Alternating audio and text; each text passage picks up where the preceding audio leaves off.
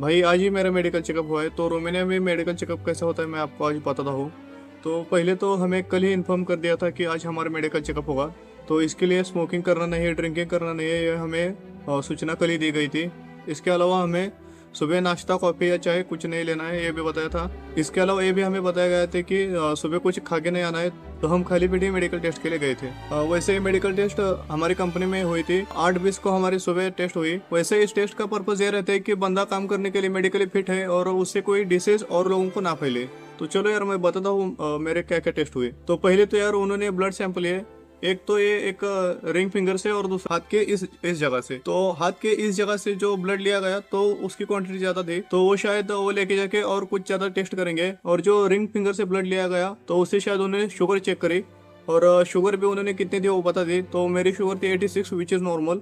उसके बाद हाइट और वेट। उसके बाद एक पेज उन्होंने पढ़ने के लिए दिया। तो उसमें अलग अलग सेंटेंसेस होते हैं। पहले सबसे बड़ा सेंटेंस होता है, फिर उसके साइज छोटे छोटे छोटे होते हुए जाते हैं। तो उसमें सबसे जो छोटा होता है वो हमें पढ़ने के लिए कहा जाता है। उसके बाद विजन टेस्ट। विजन टेस्ट में भाई दीवार पे भाई उन्होंने एक अल्फाबेट्स का वो चार्ट लगा दिया था। तो एक स्पेसिफिक डिस्टेंस पे खड़े होके वो हमें रीड करना होता है। वही ABCD EFG टाइप कुछ लिखा होता है, रैंडम अल्फाबेट्स लिखे होते हैं।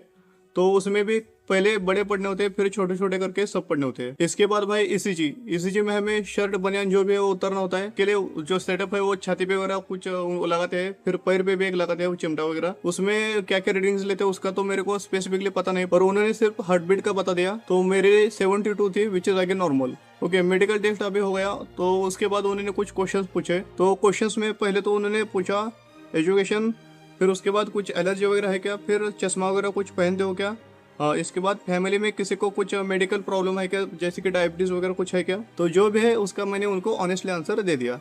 तो भाई जो था इतना ही था। लैब टेक्नीशियन अच्छी थी, उनकी इंग्लिश पे अच्छी थी, और 15 मिनट के अंदर सब काम हो गया। ओवरऑल एक्सपीरियंस अच्छा था।